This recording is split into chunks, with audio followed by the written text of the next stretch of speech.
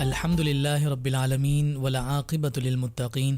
والصلاة والسلام علی رسولہ الکریم وعلی آلہ واصحابہ اجمعین۔ معزز اور محترم سامعین و ناظرین، السلام علیکم ورحمۃ اللہ وبرکاتہ۔ تدبر قرآن کی ایک اور نشست کے ساتھ آپ کی خدمت میں حاضر ہیں۔ آج ہم اللہ رب العزت کے فضل اور توفیق سے 17ویں پارے کے عنوانات اور مضامین پر گفتگو کرنے کی کوشش کریں گے۔ اللہ رب العزت ہم سب کو حق اور سچ سمجھنے کی توفیقات سے مشرف فرمائے۔ 17ویں پارے کی ابتدا سورہ انبیاء سے ہوتی ہے اور یہ ترتیب کے اعتبار سے 27ویں نمبر پر سورہ ہے، اور اگر نزولی اعتبار سے دیکھا جائے تو یہ 73 نمبر پر نازل ہوئی۔ اس سورہ مبارکہ کا جو نام سورہ انبیاء بیان کیا گیا، اس کی وجہ یہی ذکر کی گئی کہ چونکہ اس سورہ مبارکہ میں بطور خاص اللہ رب العزت نے اپنے انبیاء کے احوال اور واقعات کو ذکر فرمایا ہے، تو اس سبب سے اس سورہ کا نام سورہ انبیاء پکارا گیا۔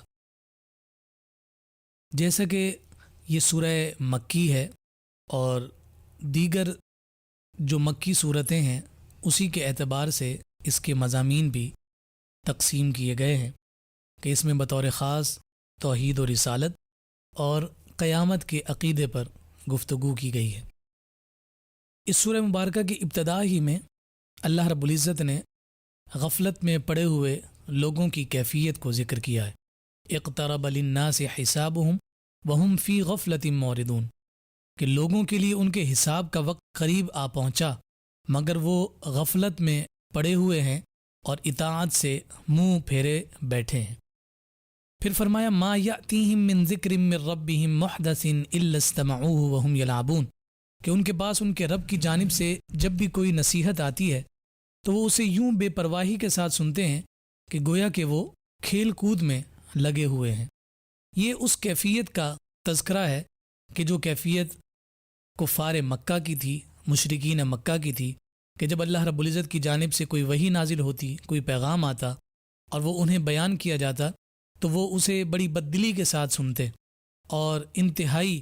تمسخر انداز میں اور انتہائی استہزاء اڑانے کے انداز میں وہ اس بات کو سن کر اس سے صرف نظر کر لیا کرتے تھے۔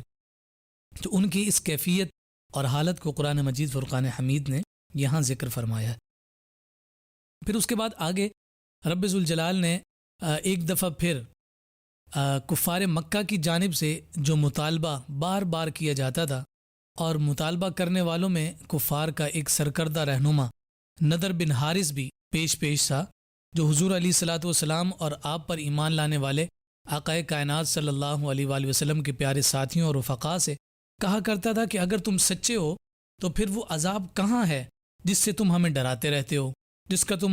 جس کا وعدہ تم بار بار ہمیں سناتے ہو، ڈراتے ہو اور ہمیں جو ہے اس بات پر ابھارتے ہو کہ ہم اس ڈر سے اور اس خوف سے جو ہے تم پر ایمان لے آئیں۔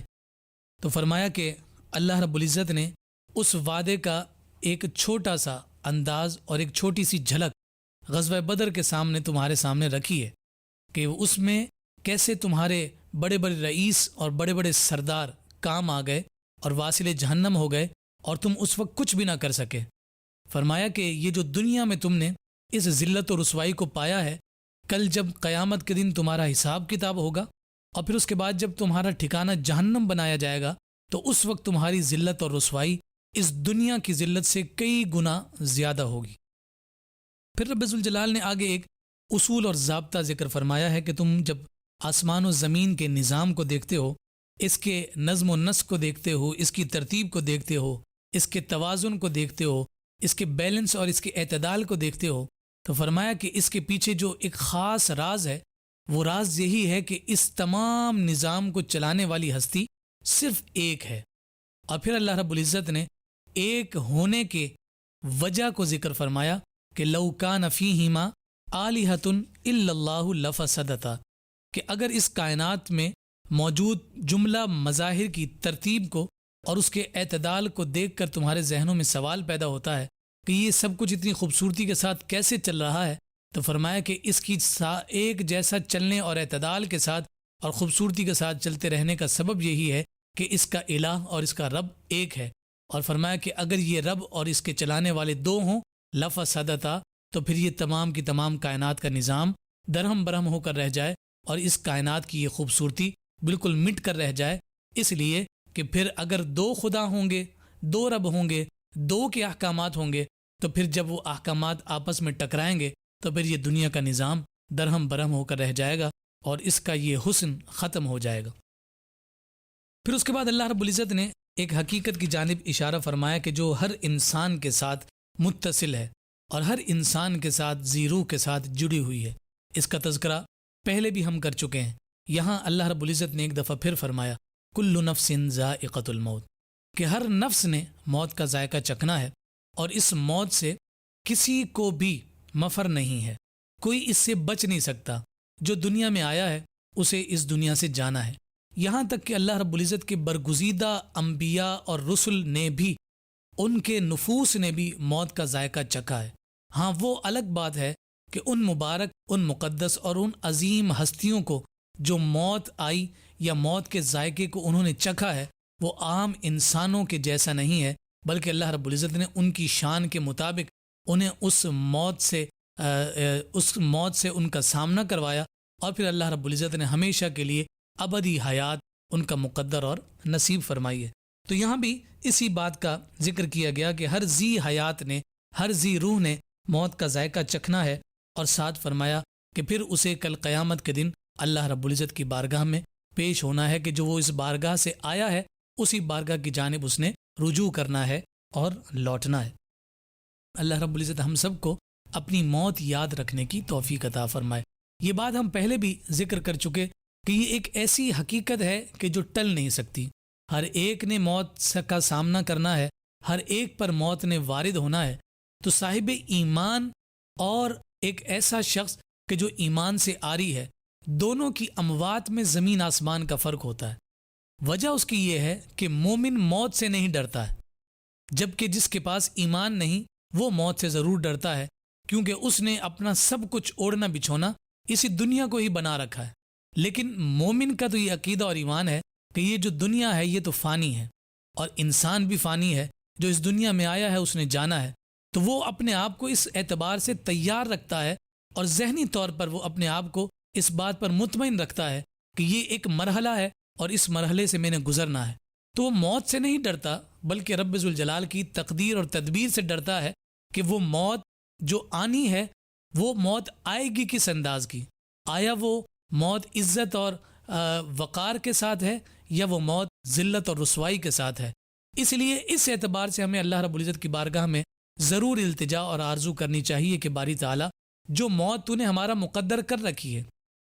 اور اس کا ایک وقت بھی مقرر ہے، اور جب وہ وقت آ جائے گا تو پھر ایک لمحہ بھی آگے پیچھے نہیں ہوگا، ہم اس کے لیے تیار ہیں، مگر تیری بارگاہ میں یہ التجا ضرور کرتے ہیں کہ جب وہ موقع آئے، وہ وقت آئے، تو اس وقت ہماری عزت اور ہماری جو ہے وقار جو ہے وہ سلامت رہے، اور ہم ذلت اور رسوائی سے بچتے ہوئے عزت، متانت اور وقار کے ساتھ اس دنیا سے رخصت ہوں۔ تو اس لیے ہمیں یہ دعا مانگتے رہنا چاہیے کہ ہمیں ایمان کی زندگی میسر ہو، اور ایمان کی سلامتی کے ساتھ جب موت آئے تو پھر جب ہم اس دنیا سے رخصت ہو رہے ہوں تو ہر ایک اٹھنے والے جنازے کی تعریف اور توصیف بیان کر رہا ہو۔ اللہ رب العزت ہم سب کو صالح موت عطا فرمائے۔ پھر اس کے بعد جب ہم دیکھتے ہیں کہ پہلے ربع کے بعد اللہ رب العزت نے انبیاء کرام علیہم السلام کے واقعات اور ان کے احوال کا تذکرہ شروع کیا۔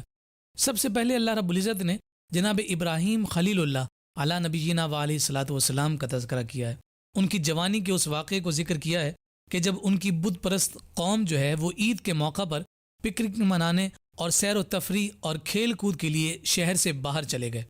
اور حضرت ابراہیم خلیل اللہ چونکہ اللہ کے نبی ہیں تو وہ کھیل کود میں اپنا وقت ضائع کرنے کی بجائے آپ وہیں اپنے گھر میں رہیں۔ اور جب وہ لوگ سارے بت پرست قوم اپنے شہر سے نکل کر سیر و سیاحت کے لیے، کھیل کود کے لیے، وقت کی ضیاع کے لیے وہ لوگ باہر چلے گئے، تو حضرت ابراہیم خلیل اللہ علیہ الصلوۃ والسلام نے ان کے جملہ جو بت بنے ہوئے تھے، جو ان کا عبادت خانہ تھا، اس میں موجود تمام بتوں کو توڑ ڈالا اور ایک ان کا جو بت جو سب سے بڑا تھا، جسے وہ تمام خداؤں میں بڑا تصور کرتے تھے، اس ایک کو چھوڑ دیا اور اس کے کندھے پر کلہاڑا رکھ دیا۔ جب وہ لوگ واپس آئے تو واپس آنے کے بعد انہوں نے جناب ابراہیم خلیل اللہ علیہ الصلاۃ والسلام سے باز پرس کی، اور باز پرس کرتے ہوئے یہ پوچھنے لگے کہ یہ سارا معاملہ کس نے کیا ہے؟ تو جناب ابراہیم خلیل اللہ نے جواب میں کہا کہ مجھ سے کیا پوچھتے ہو، اس سے پوچھو کہ جو ان میں سب سے بڑا ہے۔ تو انہوں نے جواب میں کہا کہ وہ اس سے کیسے پوچھیں کہ جو بول ہی نہیں سکتا؟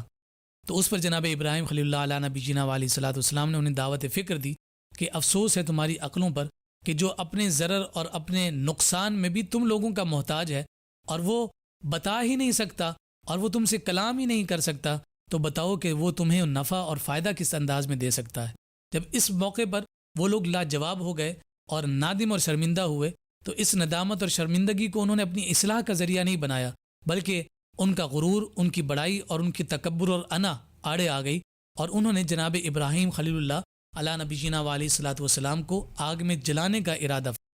اور حرقوہ وانصروا آلہتکم ان کنتم فاعلین، یعنی آگ جلائی گئی اور کئی دنوں تک وہ آگ جلتی رہی، بھڑکتی رہی، اور جب وہ آگ کے الاؤ بہت بھڑک گئے تو اس وقت پھر انہوں نے جناب ابراہیم خلیل اللہ علیہ نبی جینا علیہ الصلاۃ والسلام کو اس آگ میں ڈالا۔ آپ اس وقت آپ علیہ السلام کے قدموں میں کسی قسم کی کوئی لغزش نہیں آئی، آپ کے پائے استقامت مکمل طور پر قائم رہے، اور جب انہیں آگ میں ڈالا جا رہا تھا تو آپ کے چہرے پر اطمینان تھا، سکون تھا، اور آپ کے لبوں پر مسکراہٹ تھی، اور گویا کہ وہ اس بات کا اعلان کر رہے تھے کہ میں جس رب کی وحدانیت کا اعلان کرتا ہوں وہی رب مجھے اس آگ کے ضرر سے بچائے گا۔ یہ جو کامل یقین اور کامل توکل کی خاص دولت جناب ابراہیم خلیل اللہ علیہ الصلاۃ والسلام کو حاصل تھی، تو اس کے نتیجے میں اللہ رب العزت نے ان پر اس انداز میں کرم فرمایا کہ یہ اعلان کیا، یا نار کونی بردم و سلام علی ابراہیم، کہ اے آگ تیرا کام تو ہے کہ تو جلاتی ہے، مگر تو میرے ابراہیم کے لیے ٹھنڈی بھی بن جا، اور اس میرے ابراہیم کے لیے اور میرے خلیل کے لیے سلامتی والی بھی بن جا۔ پھر ہم نے دیکھا کہ حضرت ابراہیم خلیل اللہ علیہ الصلاۃ والسلام کو آگ میں ڈالا گیا، مگر حضرت ابراہیم خلیل اللہ اس آگ سے بحفاظت باہر تشریف لے گئے، اور اس آگ نے آپ کو کسی قسم کا کوئی نقصان نہیں پہنچایا۔ یہ اللہ رب العزت کی قدرت اور رب ذوالجلال کی طاقت ہے، اور رب ذوالجلال کے خاص نشانیوں میں سے ایک نشانی ہے کہ رب ذوالجلال نے جتنی اشیاء کو دنیا میں پیدا فرمایا اور ان میں جیسی بھی تاثیر پیدا فرمائی ہے، وہ تاثیر اللہ رب العزت کے دست قدرت میں ہے۔ رب چاہے تو گرم کو ٹھنڈا کر دے، اور رب چاہے تو ٹھنڈے کو گرم فرما دے۔ یہی اللہ رب العزت کی قدرت اور طاقت کے خوبصورت مظاہر ہیں۔ اقبال نے اسی موقع پر جناب ابراہیم خلیل اللہ علیہ الصلاۃ والسلام کی اس کیفیت کو ذکر کیا تھا کہ اگر ابراہیم اس وقت کھڑے ہوئے عقل کی بات مان رہے ہوتے تو وہ یہی کہتے کہ اگر میں آگ میں چلا جاتا تو میں آگ میں جا کر جل جاؤں گا، تو ان کے پاؤں لڑکھڑا جاتے۔ عقل ہمیشہ سوال اٹھاتی ہے، مگر فرمایا کہ جب عقل کے مقابلے میں عشق آ جائے، عقل کے مقابلے میں محبت آ جائے، اور وہ محبت اور وہ عقیدت بھی حقیقی محبت ہو، تو پھر اس کے مقابلے میں عقل کو کوئی حیثیت نہیں رہ جاتی۔ اس لیے فرمایا کہ بے خطر کود پڑا آتش نمرود میں عشق، عقل ہے محو تماشائے لب بام ابھی، کہ ابھی تو عقل سوچ و خرد میں مشغول تھی اور عشق نے اپنا فیصلہ کر لیا تھا، اور جناب ابراہیم نے آتش نمرود میں چھلانگ لگا دی تھی۔ پھر اس کے بعد آگے اس کے بعد اللہ رب العزت نے جناب داؤد و سلیمان علیہ السلام ان دونوں کا تذکرہ فرمایا، اور ایک خاص واقعہ جناب داؤد اور جناب سلیمان علیہ السلام کا ذکر کیا گیا کہ جب حضرت داؤد علیہ السلام کے پاس ایک مقدمہ لایا گیا، ایک کیس آیا، اور اس مقدمے اور اس کیس کا فیصلہ حضرت داؤد علیہ السلام سے کروایا گیا۔ مسئلہ کچھ یوں ہوا تھا کہ حضرت داؤد علیہ السلام کی قوم کے ایک شخص کی بکریاں رات میں ایک دوسرے فرد کے انگور کے باغ میں داخل ہو گئیں، اور انہوں نے اس باغ میں جا کر اس پورے باغ کو تہس نہس کر کے رکھ دیا، جتنے پھل لگے تھے ان تمام پھلوں کا نقصان کر دیا۔ جب صبح ہوئی تو یہ فیصلہ کروانے کے لیے دونوں افراد حضرت داؤد علیہ السلام کے پاس گئے اور فرمایا کہ اس طرح سے اس شخص کی بکریاں میرے باغ میں آ گئی تھیں اور میرے باغ کا تمام تر نقصان ہو گیا ہے، اس میں جتنا پھل تھا وہ سارا کا سارا برباد ہو گیا ہے، آپ اب ہمارے درمیان فیصلہ فرمائیں۔ تو حضرت داؤد علیہ السلام نے یہ فیصلہ فرمایا کہ جس کا کھیت تھا اسے بکریاں دے دی جائیں۔ اس کی وجہ یہ ذکر کی گئی کہ کھیت میں جتنا نقصان ہوا تھا اور بکریوں کی جو قیمت تھی وہ دونوں برابر تھے۔ تو حضرت داؤد علیہ السلام نے یہاں یہ فیصلہ فرمایا کہ چونکہ یہ نقصان اور قیمت برابر ہے تو اس کو اس اعتبار سے کیا جائے کہ وہ قیمت نقصان کا ازالہ ہو جائے گی، تو یہ تمام بکریاں اس صاحب کھیت کو دے دی جائیں۔ لیکن جب یہ ماجرا حضرت سلیمان علیہ السلام کے پاس پہنچا تو آپ نے حضرت داؤد علیہ السلام کے کیے ہوئے فیصلے کو رد کیے بغیر اس فیصلے کو مزید خوبصورت فرما دیا، اور آپ نے فرمایا کہ اس کا فیصلہ یوں کر لیا جائے کہ کھیت والا بکریاں لے لے اور جو بکریوں والا ہے وہ کھیت کو سوارے، نیز کھیت والا جو ہے وہ دودھ اور اون سے فائدہ حاصل کرے۔ جب جس کی بکریاں ہیں وہ کھیت کی رکھوالی کرتا رہے، اس کی دیکھ بھال کرتا رہے، اور کھیت جب دوبارہ اپنی اصلی حالت میں آ جائے تو بکریوں والے کو بکریاں واپس کر دی جائیں، اور جس کا کھیت ہے جو حقیقی کھیت کا مالک ہے کھیت اس کے سپرد کر دیا جائے۔ تو فرمایا کہ اس کے ذریعے سے صاحب کھیت کے نقصان کا ازالہ بھی ہو جائے گا، اور دوسرے طریقے سے جو حقیقی مال چرواہے کا جو بکریاں تھیں وہ بکریاں بھی ایک وقت مقررہ کے بعد اس کے پاس واپس آ جائیں گی۔ یہاں قرآن مجید فرقان حمید نے ذکر فرمایا کہ اللہ رب العزت نے صحیح فیصلہ کرنے کی جو سمجھ جناب سلیمان علیہ السلام کو عطا فرمائی تھی، اس کے نتیجہ میں اللہ رب العزت نے ان دونوں کے مابین ایک خوبصورت فیصلہ فرما دیا۔ فَفَهَّمْنَاهَا سلیمان کہہ کر حضرت سلیمان علیہ السلام کی دور اندیشی اور فہم و فراست کی جانب اشارہ کیا گیا۔ اس سے ہمارے علماء نے اور فقہاء نے ایک نتیجہ اخذ کیا ہے، جیسا کہ آج ہمارے معاشرے میں بھی ہے کہ جب ایک کورٹ یا ایک جج کوئی فیصلہ سنا دیتا ہے تو اس فیصلے کے خلاف اس سے بڑے کورٹ میں اپیل دائر کی جاتی ہے، اور یہ ممکن ہوتا ہے کہ جو دوسرے کورٹ میں اپیل دائر کی ہے وہ پہلے والے فیصلے کو تبدیل کر کے کوئی نیا فیصلہ سنا دے۔ تو یہاں ذکر کیا کہ اس کا استدلال اسی حدیث مبارکہ سے ہوتا ہے کہ اس فیصلے کو بہتر سے بہترین کرنے کے لیے ایک فیصلہ دوسرے کے سامنے رکھ کر اس فیصلے کو چیلنج کیا جا سکتا ہے۔ پھر اس کے بعد حضرت داؤد علیہ السلام کے مزید معجزات کا بھی کچھ تذکرہ کیا گیا ہے کہ پہاڑوں کو اللہ رب العزت نے ان کے تابع کر دیا تھا، اور جناب داؤد علیہ السلام کو جو خوبصورت کلام اللہ رب العزت نے عطا فرمایا تھا، خوبصورت آواز عطا فرمائی تھی، اس کی شان یہ تھی کہ جب وہ اس خوبصورت آواز میں اللہ رب العزت کے پاک کلام زبور کی تلاوت کیا کرتے تھے تو فرمایا کہ پہاڑوں میں موجود پرندے جو ہے وہ خاموش ہو جایا کرتے، زمین پر اور رینگنے والے جو جانور ہوتے وہ رک جاتے، سمندر کی تہوں میں مچھلیاں رک جاتی، اور آسمان پر اڑنے والے پرندے رک کر ہوائیں تک رک کر جناب داؤد علیہ السلام کی زبان سے اللہ رب العزت کے پاک کلام کی آواز کو سنا کرتے ہیں۔ تو اس وجہ سے آج بھی جناب داؤد علیہ السلام کی وہ خوبصورت صوت کو لحن داؤدی کہا جاتا ہے، کہ اب بھی اگر کسی کی خوبصورت آواز ہو تو بطور استعارہ یہ بات بیان کی جاتی ہے کہ اللہ نے اسے لحن داؤدی عطا کیا ہے۔ پھر جناب داؤد علیہ السلام کو اللہ رب العزت نے زرہ بنانے کا یعنی زرہ سازی کے خوبصورت جواہر عطا فرمائے تھے، اور وہ ملکہ اور ہنر عطا فرمایا تھا کہ جس کے ذریعے سے آپ زرہ سازی فرماتے اور زرہ بنا کر مارکیٹ میں جا کر بیچتے، اور آپ کی جو یہ مزدوری تھی، جو دستکاری تھی، اس کے ذریعے سے رہتی دنیا تک کے انسانوں کو یہ پیغام دیا کہ ہاتھ سے محنت کرنا کسی قسم کی عیب کی بات نہیں ہوتی، کہ کوئی پریشانی اور پریشانی کی بات نہیں ہوا کرتی، بلکہ جو ہاتھوں سے کماتا ہے یہ تو انبیاء کی سنت پر عمل کرنے والا ہے۔ جیسا کہ جناب داؤد علیہ السلام کی خوبصورت مثال دی گئی کہ وہ اپنے ہاتھ سے زیروں کو بنا کر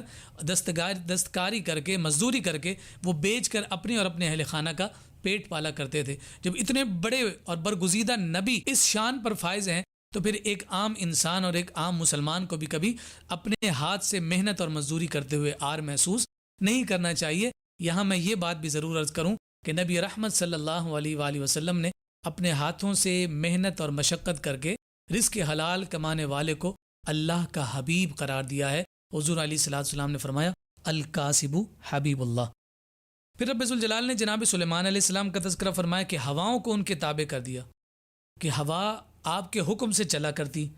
اور آپ کے تخت کو ہوا اڑا کر ایک ایک ماہ کی مسافت پر لے کر اڑا کر لے جاتی۔ اتنے طویل سفر آپ ہوا کو حکم دیتے اور آپ کا تخت ہوا پر اڑتا ہوا دور دور کے اسفار کیا کرتا تھا۔ تو فرمایا کہ اللہ رب العزت نے انہیں ہواؤں پر طاقت اور قدرت عطا فرمائی۔ اسی طرح سے جنات کو جناب سلیمان علیہ السلام کے تابع کیا کہ وہ نہ نظر آنے والی مخلوق جنہیں ہم جن کہتے ہیں، جنات کہتے ہیں، اللہ رب العزت نے انہیں بھی جناب سلیمان علیہ السلام کے تابع فرمایا، اور وہ حضرت سلیمان علیہ السلام کے ہر حکم کی بجا آوری کرتے ہوئے ہمیں نظر آتے ہیں۔ پھر اس کے بعد اللہ رب العزت نے حضرت ایوب علیہ السلام کی بیماری کا تذکرہ کیا ہے۔ ہم سب جانتے ہیں کہ جناب ایوب علیہ السلام کا صبر بہت معروف ہے۔ صبر ایوب ایک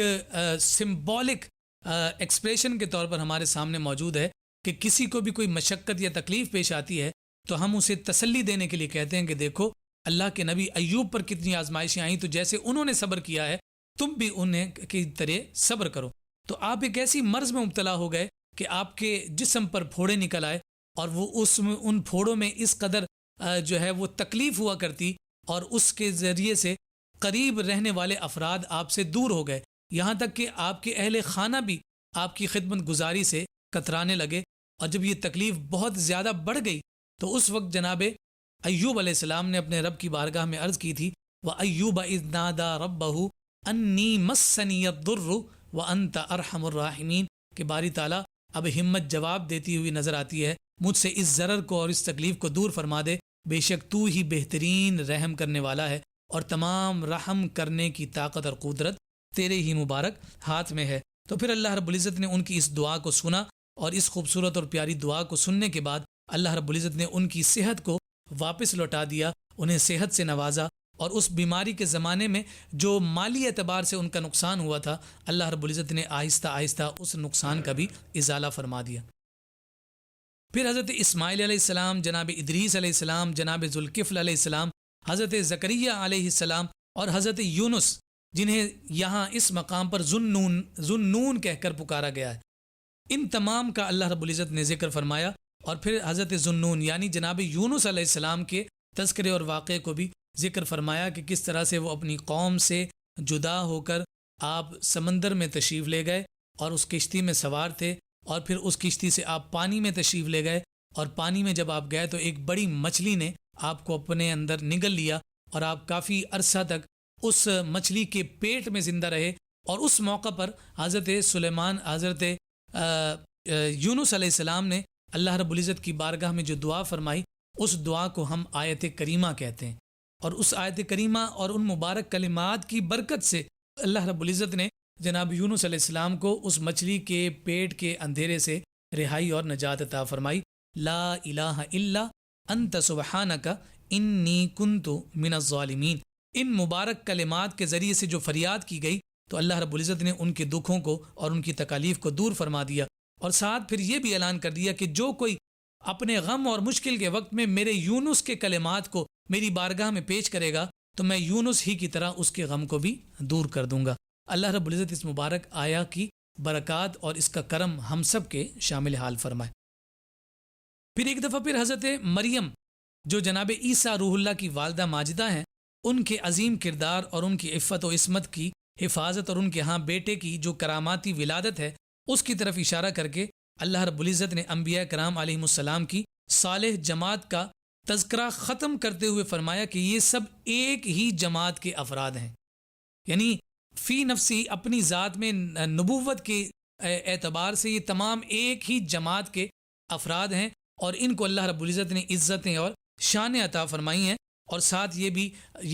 اس بات کی جانب بھی اشارہ فرما دیا اور وضاحت فرما دی کہ جتنے نبی اور رسول آئے ان کے احوال کا جب مشاہدہ کیا جاتا ہے تو ان کے تمام احوال ہمیں ایک جیسے نظر آتے ہیں، ان کی تبلیغ ایک جیسی، ان کی قوموں کے ریت اور انداز ایک جیسے نظر آتے ہیں، قوموں نے جس انداز میں ٹھکرایا تکالیف دیں وہ ایک جیسی نظر آتی ہیں۔ تو اس وجہ سے فرمایا کہ یہ ایک ہی جماعت کے افراد ہیں، اور انہیں اللہ رب العزت نے مقام اور مرتبہ اور رفتیں عطا فرمائی ہیں۔ علامات قیامت میں سے جو بڑی علامت جو یاجوج ماجوج کا ظہور ہے اس کا تذکرہ فرما کر اللہ رب العزت نے قیامت کی ہولناکیوں کا مختصر انداز میں تذکرہ فرمایا ہے، اور جہاں تمام نبیوں کا پیچھے ہم نے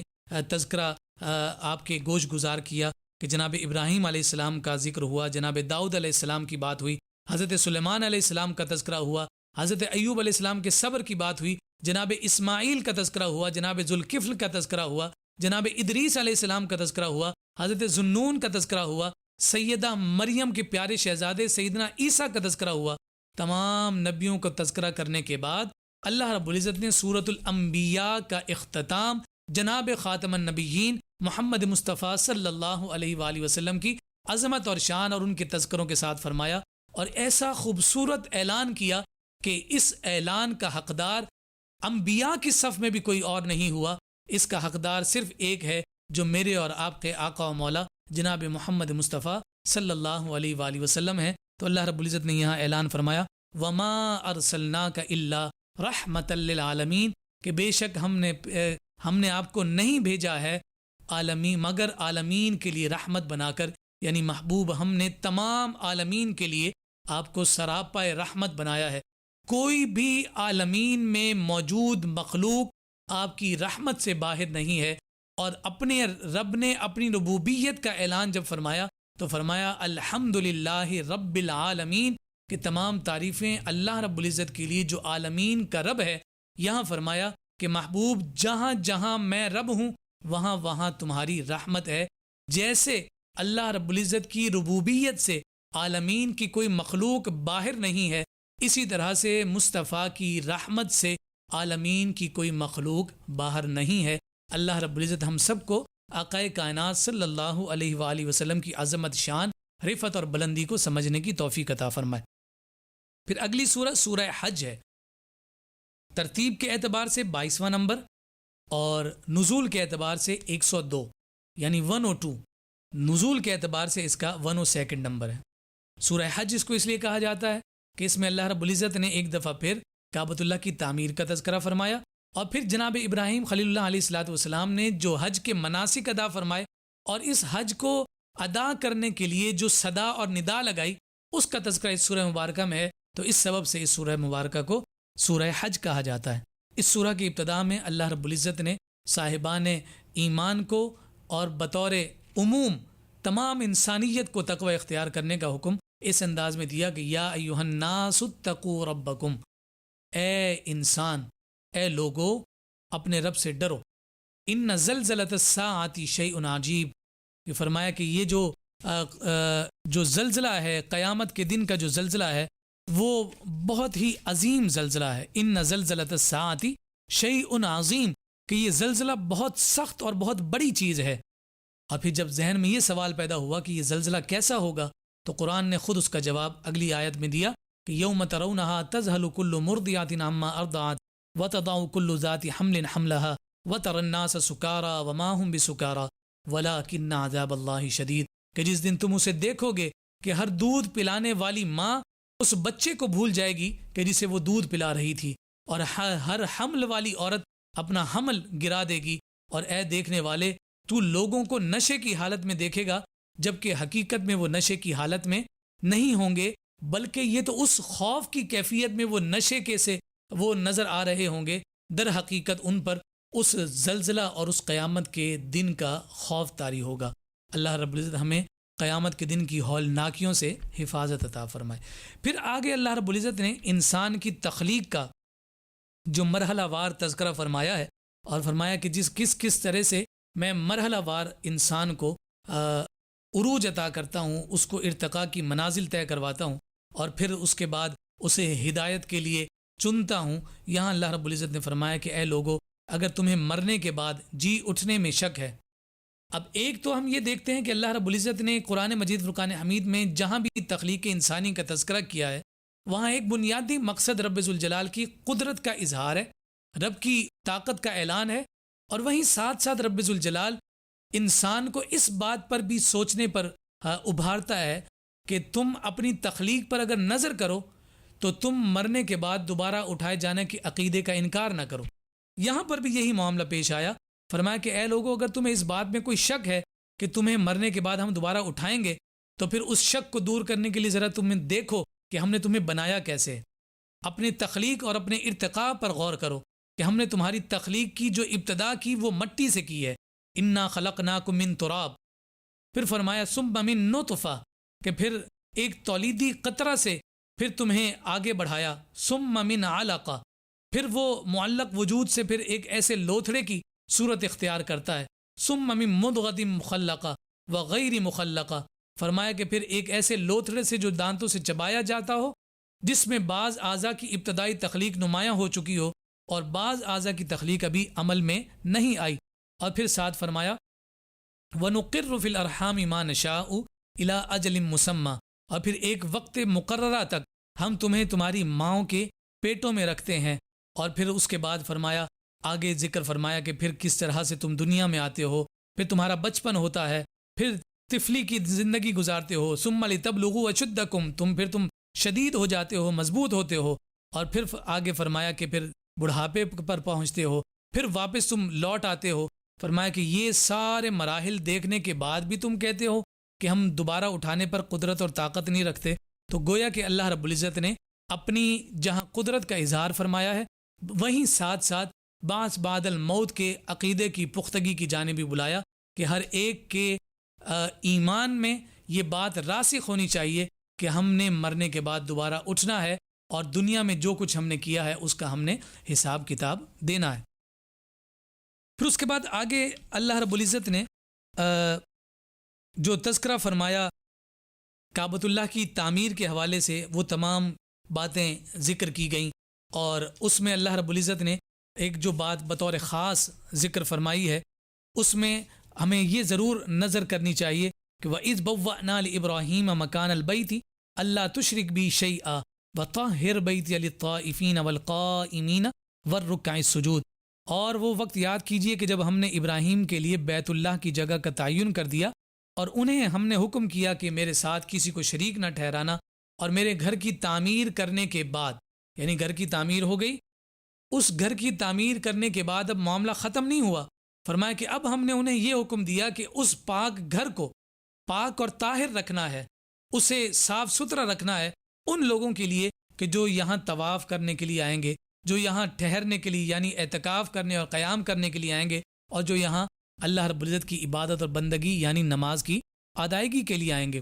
پھر اس کے بعد رب ذوالجلال نے اگلی آیت مبارکہ میں اس اعلان کا اشارہ فرمایا ہے کہ جو حضرت ابراہیم کو حکم دیا کہ کعبۃ اللہ کی اب تعمیر ہو گئی، اب خاص پتھر پر کھڑے ہو جاؤ اور ندا لگاؤ اور لوگوں سے کہو کہ آؤ اور اس گھر کا آ کر طواف کرو اور اس کا حج ادا کرو۔ یہاں مفسرین نے ذکر کیا کہ حضرت ابراہیم خلیل اللہ علیہ نبی جینا والی صلاۃ والسلام نے عرض پیش کی کہ باری تعالیٰ، میں اگر یہاں سے صدا لگاؤں گا